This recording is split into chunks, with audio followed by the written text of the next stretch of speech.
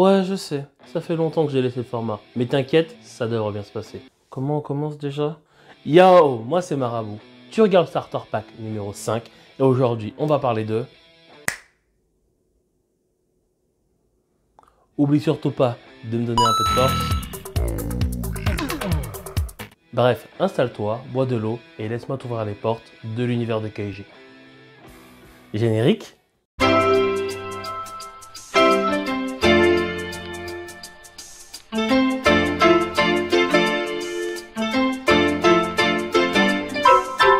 Alors, Keiji est un jeune homme de 20 ans, mais surtout un très gros chômeur. Titulaire du FC Chômage, cumule les petits boulots pour essayer de s'en sortir, ne fait rien de sa vie et adore se plaindre de ceux qui ont plus de chance que lui. Ça fait beaucoup là, non? Un jour, un gars de mafia vient le voir.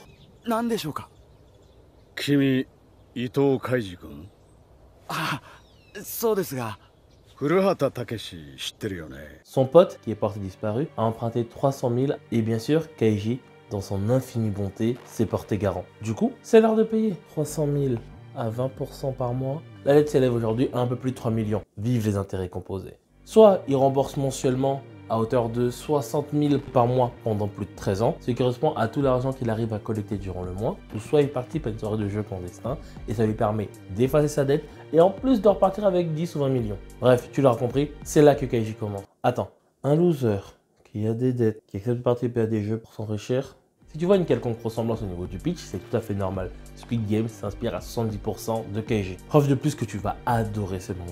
Moi, ce qui m'a frappé, c'est la complexité des jeux. Je vais voir, on peut jouer à des jeux très simples, Shifumi, ou pierre, feuille, ciseaux pour aller dans le bilingue, mais les petites modifications et le contexte dans lequel le jeu est placé fait que ça en devient incroyablement passionnant. L'anime prend le temps de développer ce jeu sur 8 épisodes, avec des rebondissements, du suspense et des cliffhangers de malade. Normalement, Keiji est un manga qui est classé avec les No Game No Life et les Gambling Souls en tant que jeu de pari. Mais je suis pas d'accord. J'ai dit non!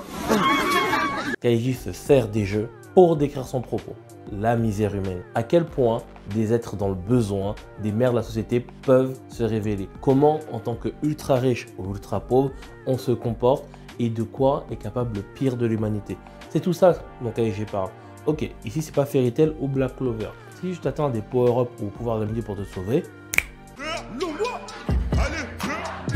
non, ici le protagoniste est une merde qui se retrouve dans la merde et on ne sait jamais s'il peut gagner ou perdre. Et c'est même pas sûr à la fin qu'il y ait un happy ending. J'avoue, le dessin c'est pas ce qu'il y a de plus sexy.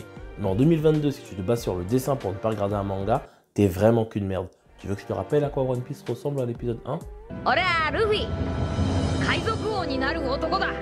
Surtout que le dessin est un point fort du manga, l'auteur s'en sert pour décrire toutes les émotions par lesquelles les personnages passent. Keiji est un manga qui va t'amener dans les noirceurs de la société, avec des jeux intéressants, plein de suspense, une animation correcte et surtout qui saura te faire réfléchir. Et en même temps, si t'as adoré Squid Game, t'adoreras forcément Keiji. Non, vraiment, je pense que le travail a été fait. Mais pour les plus puristes d'entre vous, je sais ce que vous attendez. C'est l'heure du point tech.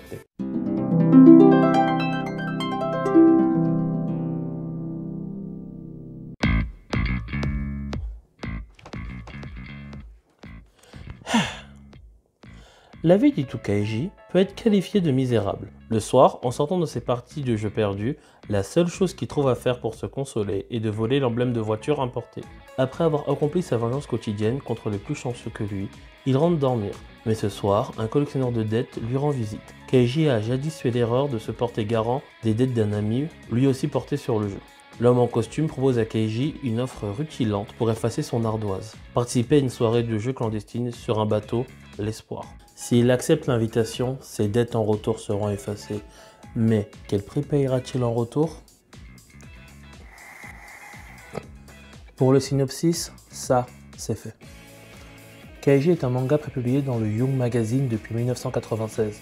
Aujourd'hui, le manga est toujours en cours. Nous sommes à la 6e partie et il comporte un peu plus de 80 tomes. Son auteur, Nobuyuki Fukumoto, est notamment connu pour ses œuvres traitant de l'univers du pari, de la mafia, ainsi que pour son style de dessin particulier. Ses œuvres les plus connues sont évidemment Keiji, ainsi que l'œuvre Akagi. Pour la France, te casse pas la tête, comme beaucoup de mangas, cela n'est pas encore édité sur le territoire, et probablement cela ne le sera jamais. Keiji est droit à une adaptation en animé en 2 saisons de 26 épisodes chacune. C'est le studio Madhouse qui s'en est chargé, studio responsable de l'animé de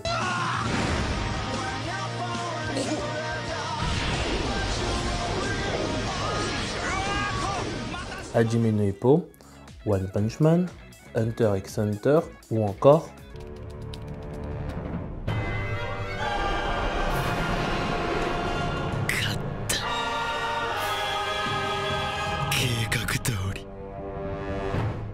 le manga s'octroie même le droit d'apparaître sur le grand écran avec 3 films en 2009, 2011 et 2020.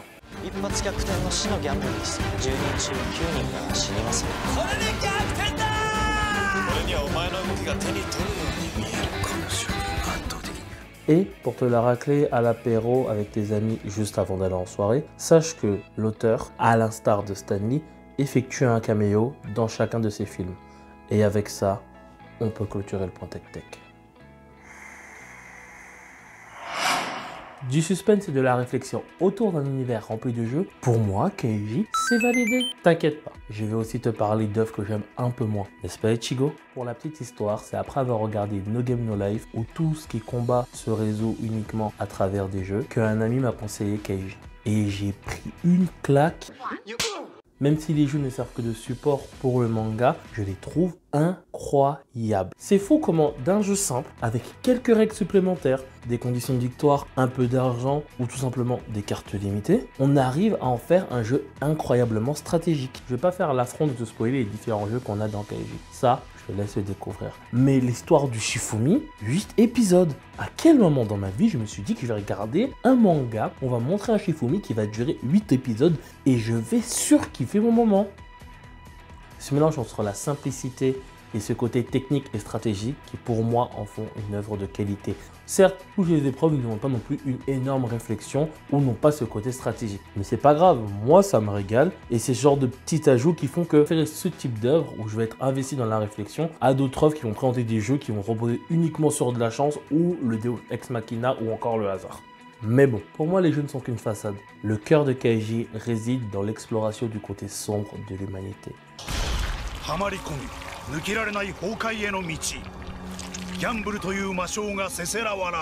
Tous les participants sont des merdes, les déchets de la société qui se retrouvent de manière fortuite à jouer à un jeu qui les dépasse. Finalement, cette soirée ou ce jeu ne correspond juste qu'à un moyen d'atteindre leur rêve au lieu de continuer dans une vie de misère ou une vie d'esclave au service de la mafia.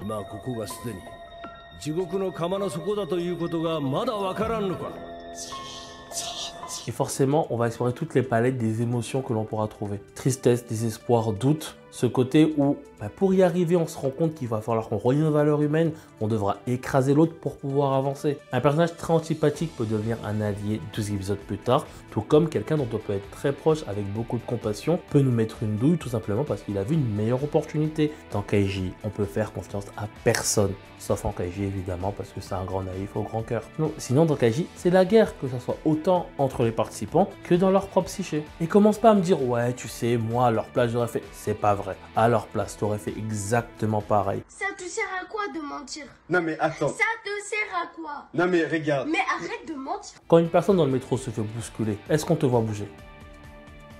On ne joue pas le prince charmant, on sait que c'est pas vrai dans ce genre de situation. On est juste en mode survie et pour survivre, il faut être capable de se dépasser les valeurs que l'on a, dépasser toute l'humanité qu'on peut avoir en étant gentil et autres. Dans Keiji, on ment, on triche, on écrase l'autre et le tout pour pouvoir avancer. Pas parce qu'on a envie, parce que le système nous y oblige. Et de toute façon, pour vaincre le système, on aura besoin des autres. Parce que c'est comme le casino, tu ne peux pas gagner contre le système. Il y a beaucoup trop de participants pour le peu d'élus qu'il y aura à la fin. Donc forcément, il faut s'allier à des personnes, sauf que tu ne peux pas leur faire confiance. Et ça, moi, ça me régale. Les expressions au niveau des faciès sont très exagérées justement pour qu'on puisse facilement nous faire comprendre ce que chaque personnage ressent, à quel moment et quel est le dilemme qu'il est en train de parcourir. Et pour moi, l'une des masterclass se trouve même dès l'épisode 1. Ce côté de manipulation entre les forts et les faibles, entre la mafia et Keiji. le gars de la mafia arrive avec une mauvaise nouvelle et plonge Kaiji dans le désespoir. Après quelques échanges, Kaiji ne voit plus le fond, a perdu tout espoir en l'humanité et se rend compte qu'il va devenir l'esclave de la mafia. Là, l'agent lui propose une solution qui donne une lueur d'espoir et en même temps, il le presse un peu parce que les places sont limitées. Et au bout de 5 minutes, Kaiji est passé du coup du désespoir à un peu d'espoir qui t'a supplié le gars de la mafia d'accéder à cette soirée clandestine pour pouvoir y jouer. Masterclass de manipulation. Alors le fait que Kaiji puisse penser que c'est juste son choix alors qu'il a été manipulé par tout un système pour arriver à ce choix de manière inconsciente. Attends, maintenant que je le dis, je viens de comprendre pourquoi j'adore autant Kaiji. C'est que dans une certaine mesure, ça me fait penser un peu à Matrix, film numéro 1 dans mon cœur, avec ce côté de on va pas te forcer à faire un choix, mais plutôt on va t'implanter une idée en te suggérant de faire un choix alors qu'en fait ce choix est contrôlé par le système depuis le début. Et ce genre de jeu d'esprit, moi j'adore, c'est ma cam. Le tout en plus est saupoudré d'une ambiance mi-macabre, mi-suspense. Dans Kaiji, on n'est pas là pour te vendre du rêve. Au contraire, on est là pour te montrer à quel point la réalité est dure. Et tu sais quoi? Rends pas fou, faut juste t'y habituer. Et pour que cette ambiance de suspense et d'oppression puisse continuer à régner, on peut remercier le compositeur Taniyuichi Kadeki qui s'est occupé de la bande son. Au passage, la même personne qui a fait la bande son de Death Note.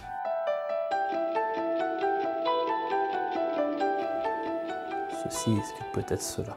Mais en parlant de bande son, je peux pas non plus t'évoquer la gimmick de l'animé, le fameux Sawa Sawa Sawa. À l'instar des films d'horreur avec leurs portes qui grincent, c'est un petit contrat entre le spectateur et l'animé qui vont juste te prévenir qu'il va se passer quelque chose. Quoi?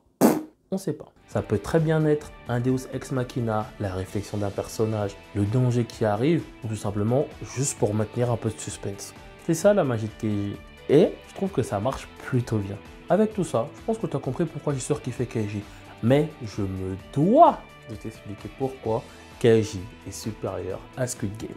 Tout d'abord, on a plus ou moins les mêmes pitchs. Un personnage lambda, un peu con, naïf, très gentil, qui se retrouve par la force des choses invité par les puissants à participer à certains jeux pour gagner énormément d'argent qui va changer sa vie. Le tout organisé par un vieux monsieur qui est là pour se délecter du spectacle car il s'ennuie dans la vie. Si Squid Game est un bon produit Netflix, qu'on soit d'accord, on s'attache énormément aux personnages, à leur histoire et on les rend attachants. Les jeux et l'univers sont pas mal, mais pour moi, ils relèvent un peu du hasard ou ne sont pas très stratégiques. Dans Squid Game, tout le monde n'a pas la possibilité de gagner. Faut t'allier aux bonnes personnes, mais tu ne peux pas le faire par toi-même ou par ta propre réflexion. C'est vraiment un peu plus du hasard si tu tombes sur le bon dé, la bonne forme ou la bonne équipe. Et comme je t'ai dit, on s'occupe beaucoup plus de la psyché des personnages dans Kaiji et moi ça me régale plus que juste m'attacher à des personnages parce qu'il a une enfance tragique ou autre. Et par contre c'est plus comment tu vas arriver à surmonter cette galère, que ce soit en bien ou en mal, qui va intéresser l'œuvre. Voilà. Après en même temps j'ai envie de te dire, en même temps Squid Game s'est inspiré de Kaiji à 70%. Forcément quand j'ai vu Squid Game j'ai trouvé ça un peu en deçà. Mais bon, en tout cas, c'est que mon avis. Voilà. Je me demande quand même si j'avais regardé Squid Game avant de regarder Kaiji, est-ce que mon expérience aurait été la même ou pas? Je sais pas. Ben, je te laisse me dire en commentaire laquelle des deux œuvres t'as préféré. Bref, c'était Marabout sur le starter pack sur Kaiji. J'espère que t'as kiffé. Oublie pas de me donner un peu de love et...